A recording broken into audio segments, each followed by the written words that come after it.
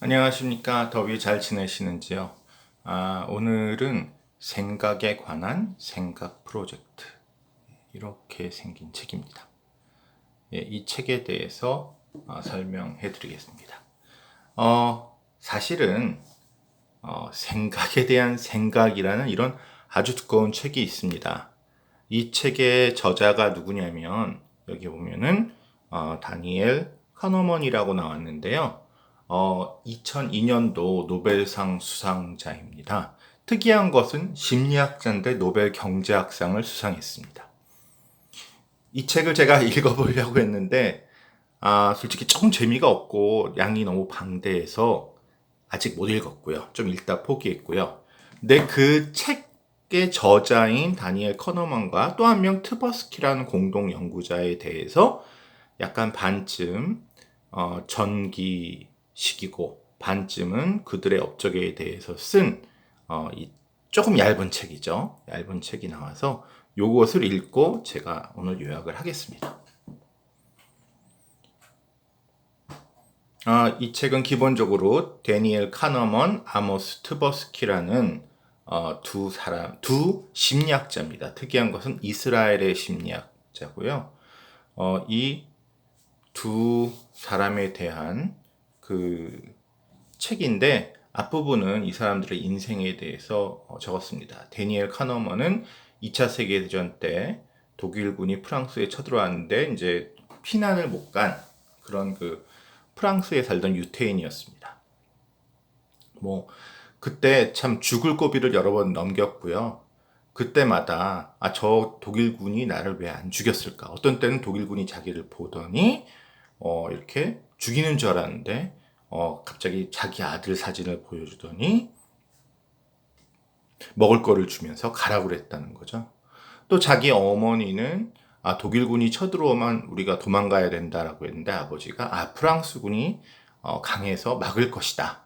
1차 세계대전도 막았으니까 2차 세계대전 때도 막을 것이다 라고 했다가 아버지가 틀려서 또 어머니한테 엄청 잔소리를 들었던 가족이 위험해졌던 이런 죽음의 순간순간에 그때 거의 10살도 안 된 데니엘 카너만이 이런 중요한 어떤 사람들의 행동 판단력을 보고 약간 심리학에 관심을 가졌다. 이제 이런 얘기가 나옵니다. 아모스 투버스키가 이제 저도 이 책을 읽으면서 알았는데 왜 노벨상을 못 받았냐면 커너먼과 트버스키가 똑같이 연구했고 어떻게 보면 트버스키가 더 주 연구자였는데 노벨상 수상이 2002년이었죠. 근데 1990년대에 암에 걸려서 사망합니다. 그래서 이제 노벨 경제학상을 비롯한 노벨상은 살아있는 사람에게 주기 때문에 카너먼밖에 못 받은 셈이 되고요. 또 아모스 트버스키 카너만의 또 특징은 중동 전쟁, 젊어서 이제 이스라엘이 이제 탄생을 했는데 이것을 못마땅하게 생각한 이집트, 요르단, 시리아 등이 막 쳐들어와서 여러 번의 전투를 겪었습니다. 그래서 전투를 할 때마다 또 자기 친구들이 죽어가고 특히 아모스는 공수부대를 했다는데요. 그런 경험을 통해서 이 사람들이 좀 심리학에 관심이 많이 가졌고요. 저는 솔직히 말해서 노벨 경제학상인데 왜 심리학자한테 주느냐라고 사실은 약간 불만을 가지고 있던 그런 경제학자라고 생각하셔도 되겠습니다. 경제학자가 아닌 사람이 노벨 경제학상을 받은 경우가 한 두세 번 있죠. 예. 최근에는 정치학을 하시는 분이 한번 받은 적이 있지만 최초로 비경제학자가 노벨상을 받은 것이 카너먼입니다. 이들이 어떤 연구를 했길래 노벨 경제학상을 받았나 살펴보겠습니다. 일단 이들의 주요한 실험은요, 사람들에게 자꾸만 귀찮은 문제를 내줍니다. 그리고 그 답을 보고서 사람들이 합리적인가 합리적이지 못한가를 어떻게 생각을 하는가를 판단하는 거죠. 그 사람들이 이제 만든 이야기 중에 하나를 들려드리겠습니다. 매일 100명의 아기가 태어나는 병원에서 1년 내내 아기가 태어났는데 그 70%가 보통은 50%죠. 근데 70%가 그날, 그러니까 100명 중에 한 70명이 남자 아기가 태어날 확률인 거고요. 두 번째는 매일 20명의 아기가 태어나는 병원에서 특정 일에 70%, 즉 20명의 70%는 14명이 남자 아기일 확률. 이 A와 B 중에 어떤 확률이 더 클까요? 여러분이 만약에 A, B가 똑같다라고 답을 하셨으면 여러분은 대다수의 사람과 동일한 집단에 속한다 라고 말씀드릴 수 있고요. 만약에 여러분이 B를 선택하셨으면 여러분은 수학적으로 정답을 맞힌 것이 됩니다. 즉 이런 문제를 내줬을 때 답은 수학적으로 B인데 대부분의 사람은 아니 A, B가 무슨 차이가 있어. A, B는 똑같다 이렇게 대답을 한다는 거죠. 뭐 그 이유는 수학적인 것인데 그 표본이 커질수록 그 확률이 정확하게 50%에 가깝게 됩니다. 동전을 2번 던지면 2번 다 앞면이 나올 수 있지만 동전을 10,000번 던지면 10,000번이 다 나올 수는 없죠. 사실은 거의 5,000번에 그러니까 4,000 아마 900부터 5,100 사이에 반드시 일어납니다. 이제 이런 법칙, 수학 법칙이 있습니다. 2번, 어떤 집에 6명의, 이게 더 재밌는데요. 6명의 자녀가 태어났다고 합시다. A는 이 자녀가 남남남 여여여, 즉 아들이 태어나고 그 다음에 딸 이렇게 태어나는 그런 확률이고요. 어떤 집에 또 6명의 자녀가 태어났는데 이번에는 남녀, 즉 아들딸의 순서로 태어날 확률입니다. 자, A와 B 중에 어떤 쪽의 확률이 높을까요? 만일 여러분이 B라고 대답하셨으면 여러분은 또 이 질문에 대답한 대다수의 사람과 동일하신 분입니다. 답은 뭘까요? 예, A와 B가 확률이 똑같습니다. 그래서 이제 이런 실험을 자꾸만 고안해서 사람들에게 물어보기 시작한 거죠. 그래서 사람들이 이 수학적으로 답이 있는데 자꾸만 틀린다. 여기에 착안해서 커너먼과 트버스키가 연구를 시작합니다. 저자를 약간 말해야겠는데요. 이 책의 저자는 마이클 루이스라고 합니다. 여러분 머니볼이라는 영화 보시거나 책을 보시지 않았나 싶습니다. 제가 다른 장소에서 이 책을 소개해 드렸는데요. 즉 어떤 내용이냐면 간단히 말씀드리면 그때까지는 야구 선수 출신의 공부를 많이 하지 않은 사람들이 이제 선수를 구성을 했는데 어느 날 이제 하버드 경제학과를 나온 사람을 고용해서 이 사람 운동해 본 적은 없죠. 그렇지만 네가 경제학과 통계학을 잘하니까 통계학하고 자료를 이용해서 데이터를 이용해서 어떤 선수가 잘하는지를 가려내봐라 했더니 평생 야구만 한 사람보다 공부만 하다가 와서 데이터를 돌려서 이 사람이 A라는 선수가 더 좋을 것 같습니다. 또는 평생 야구만 하는 사람 B가 좋다고 그러는데 그래서 A를 뽑아보니까 B보다 잘하더라 이런 얘기입니다. 그래서 오클랜드 애슬레틱스라는 팀이 돈을 적게 쓰고도 아주 좋은 성적을 거둔 그런 스토리를 다룬 게 머니볼이고요. 싫어합니다. 그런 것 때문인지 이 책에서 이제 마이클 루이스는 야구 얘기는 이미 했으니까 농구 얘기를 좀 합니다. 농구팀에서도 새로운 선수를 뽑을 때 오류를 범한다는 거죠. 좀 외모가 특이하다. 또 이 사람은 아시아권 선수인데 아시아권 선수는 농구를 한 번도 잘한 적이 없어. 이제 이런 편견이 작용한다는 겁니다. 그래서 처음에는 데이터상으로는 이 사람이 정말 훌륭한 선수인데 이게 외모가 좀 이상하게 생겼어. 그 다음에 엉덩이가 좀 커. 이런 식이죠. 그 다음에 이 사람은 아시아계 선수야. 잘하긴 하지만 설마 아시아 사람이 잘하겠어? 이제 이런 편견으로 안 뽑았는데 나중에 보면 그런 편견이 잘못된 것이었다. 그래서 농구팀에서는 심지어 면접은 필요가 없는 것 같다. 사람이 판단이 옳지 않다. 결론적으로는 데이터를 분석해서 컴퓨터가 계산하는 것이 사람 판단보다 나은 경우가 상당히 있다. 왜? 사람의 판단이 뭔가 오류가 있기 때문에. 의학에서도 이런 일이 벌어진답니다. 교통사고 환자가 실려왔는데 이 환자가 가슴이 막 아프다고 그러고요. 되게 교통사고 환자가 가슴이 아프면 폐에 손상이 있는 경우가 대부분이랍니다.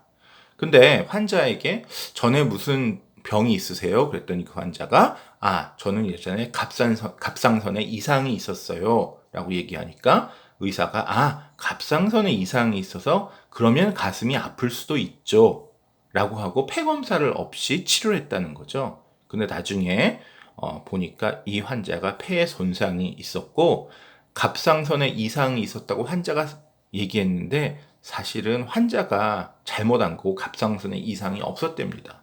즉 교통사고 당한 환자가 정신없이 갑상선이 문제가 있었던 것 같아요 라고 잘못 기억해서 한 얘기 때문에 이 환자가 죽을 뻔했던 거죠.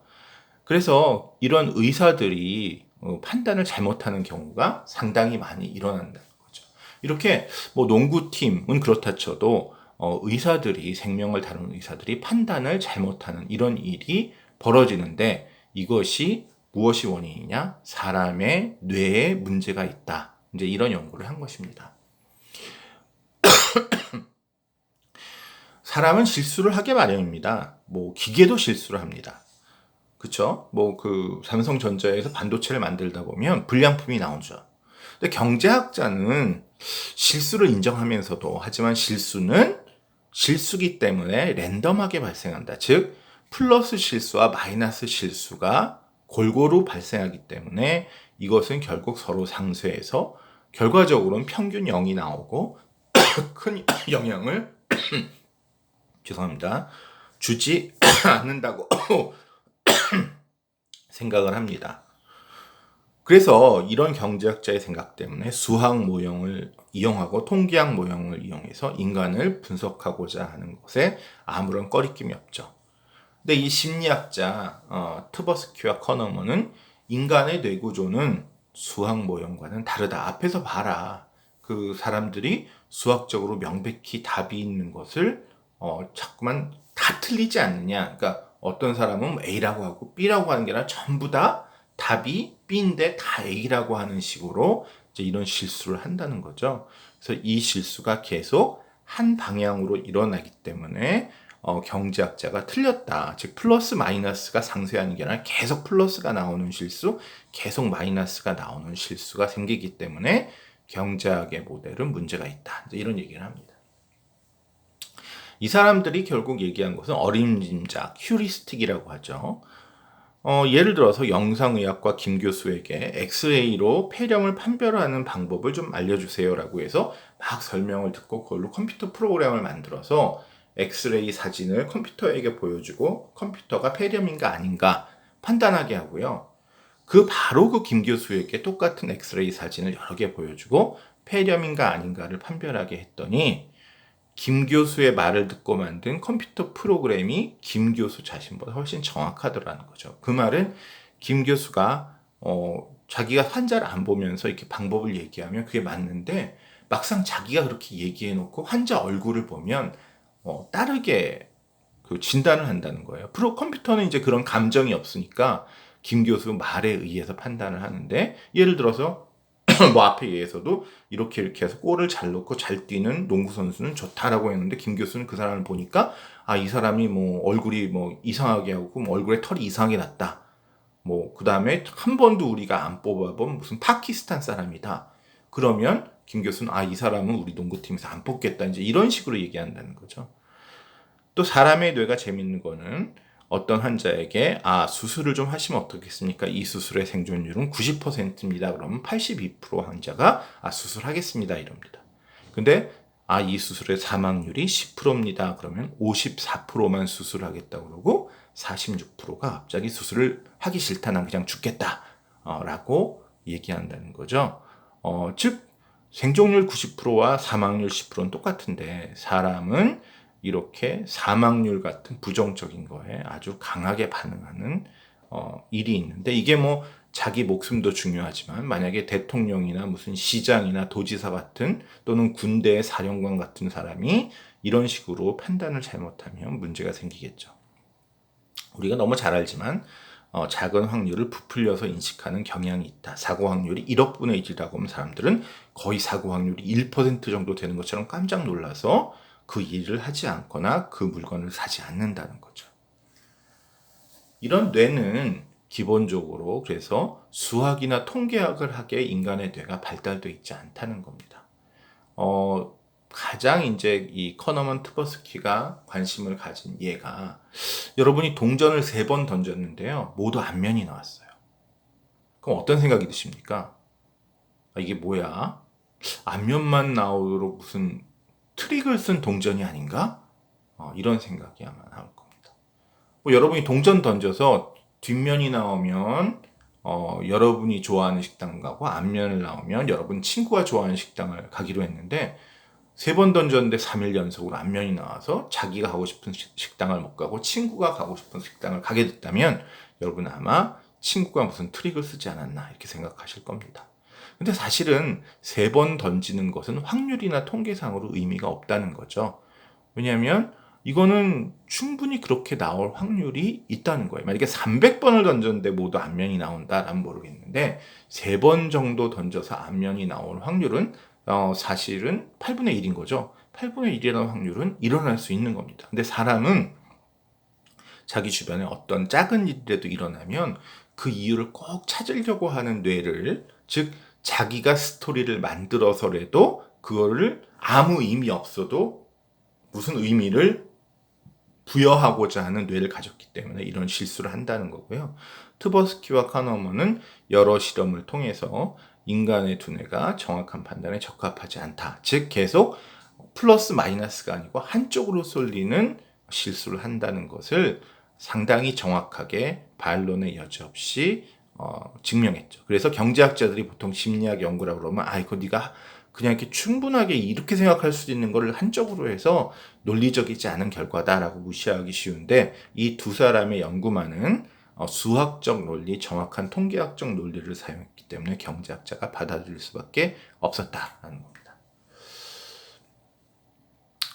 이 경제학에서 많이 쓰는 경제학이 많이 듣는 비판이 뭐냐면 경제학은 복잡한 수학을 써서 인간을 분석하는데 너희 경제학자들은 똑똑하니까 수학을 쓰겠지만 그 수학을 써서 분석한 사람이 누구냐? 뭐 밭 매는 농부나 동네 상점에서 물건을 파는 무슨 할머니를 분석을 하는데 그 할머니나 그 농부는 수학의 숫자도 모르는 사람인데 너희가 분석한 모델에 의해서 움직이겠냐? 이제 이런 비판을 많이 받습니다. 여기에 대해서 이제 밀턴 프리드만이라고 유명한 노벨상을 받은 경제학자가 답한 게 있는데요. 내가 당구 선수들을 보니까 공을 기가 막히게 각도를 내서 3번 튕기고 맞추고 막 이런 일을 하더라. 이건 아마 물리학도 보통 물리학이 아닌 역학을 정말 많이 공부한, 평생 공부한 물리학자가 각도 계산하고 힘 계산해서 그래서야만 이 당구공을 맞출 수 있는데 당구 선수는 물리학의 물자도 모르고 평생 당구만 쳤는데 어떻게 물리학자, 세계 최고의 물리학자만큼 각도 계산을 해서 하겠냐라는 거죠. 이 말은 이론을 몰라도 동네 할머니와 그 농사꾼이 이론을 몰라도 많이 하다 보면 결국 이론과 똑같은 행동을 하게 된다라는 겁니다. 뭐 이런 약간 구차한 변명을 해왔는데 결국 경제학의 근본은 인간이 합리적이다, 똑똑하다는 건데 이 커너먼과 트버스키가 이것을 틀렸다는 것을 증명을 한 셈이고요. 최근에는 리차드 세일러 교수가 노벨 경제학상을 받았죠. 인간의 비합리성, 오류, 즉 노벨 경제학상위원회 또는 경제학계도 우리가 처음에 가정했던 인간의 합리성이라는 가정은 좀 문제가 있다. 인간이 좀 오류를 저지르는 그런 뇌를 가지고 있다는 걸 인정을 한 셈입니다. 그러면 이 트버스키, 커너먼, 특히 세일러 교수 같은 이런 노벨 경제학상 수상자가 나오면서 경제학은 많이 바뀌었을까요? 좀 바뀌고는 있습니다. 요즘 저희도 실험을 하고 있고 인간의 비합리성을 좀 그 모델에 넣으려고 노력을 하고 있죠. 뭐 밑에 썼지만 대공황 뱅크런은 사실은 은행이 별로 위험하지도 않는데 위험하다는 소문을 내면 사람들이 공포심에 젖어서 아까 그거랑 똑같죠. 확률이 1억 분의 1이라고 하면 사람은 이것이 반드시 나에게 일어나겠구나 그러고 이 뱅크가 망할 확률이 1억 분의 1이다 그러면 사람들은 막 은행 망하기 전에 돈을 빼자 그러고 해서 은행이 망한다는 거죠. 이런 일이 현실적으로 일어나고 이런 것들을 모델에 이제 넣고 있긴 하지만 그렇다고 경제학이 근본적으로 바뀐 것은 사실 많지 않습니다. 사실 저도 이런 그 심리학 심리학적인 인간의 비합리성에 대한 이론이 있다고 하지만 그 비합리성을 현실 모델이나 이런 데서 사용하는 것은 뭐 주류라고는 결코 할 수 없는 이런 상황이고, 저도 뭐 일리는 있지만 그거를 내가 그쪽을 굳이 연구를 해야 되나 하는 생각을 갖고 있고요. 그 이유는 이 리처드 세일 이 심리학자들이 연구한 그 대상을 보면요, 뭐 아까도 얘기했지만 무슨 뭐 의사가 어떻게 한다든지 아니면 뭐 결혼 시장에서 어떻게 한다든지 아들이 태어난다, 딸이 태어난다, 뭐 이런 식의 어떤 돈과 딱히 관련이 없는 것들에 대한 연구가 대부분입니다. 이런 것들은 제 생각엔 판단이 쉽지 않죠. 예, 그렇죠. 뭐 전투나 가족 생활 이런 데서 어떤 판단을 하려면 되게 여러 가지 요소가 겹쳐 있습니다. 뭐가 좋은지 나쁜지부터. 그리고 이게 뭐 아들이 태어난다, 여자가 태어난다, 뭐 환자가 뭐 가슴에 문제가 있다, 없다, 이런 건 수치로 인간이 금방 생각을 못 하는데 경제학에서 다루는 건 다 돈이 대부분이거든요. 사람들이 벌써 돈이라는 숫자를 하면서부터는 뭔가 이런 비합리성이 조금 줄어드는 것 같은 그런 생각을 제가 듭니다. 즉, 이 트버스키 카너만의 그 연구를 보면 대부분 돈과 관련은 없다는 거죠. 근데 돈과 관련해서는 인간이 이상하게 또 수학적, 통계학적 머리를 잘 쓰기 때문에 좀 이런 경제학 분야에서 비합리성 영향은 비교적 작아서 어쨌든 결론적으로 경제학 모델이 그렇게 틀리지 않고, 합리성을 가정한 경제학 모델이 그렇게 틀리지 않고 인간의 행동, 국가 경제를 좀 잘 예측하고 있다고 생각이 되지만, 어쨌든 그래도 경제학적으로서 겸허하게 이런 인간이 합리적이라는 가정 자체에 문제가 있다라는 걸 받아들일 수밖에 없도록 만든 연구가 아닌가 생각합니다. 참고로 이 책에는 뭐 이런 경제학 얘기는 절반 정도 나오고요. 이 커너먼과 트버스키가 공동 연구를 하다가 나중에 또 이제 유명해지니까 서로 또 이제 사이가 나빠지고 하는 등의 얘기까지 포함해서 여러 가지 인간적인 이야기, 이 사람들의 성장 과정도 나오는데 그런 것도 한번 흥미를 느껴보실 수 있지 않을까 생각합니다. 뭐 아주 쉬운 책은 아니지만, 읽기 쉬운 책은 아니지만 한번 권해드리고 싶은 책이었습니다.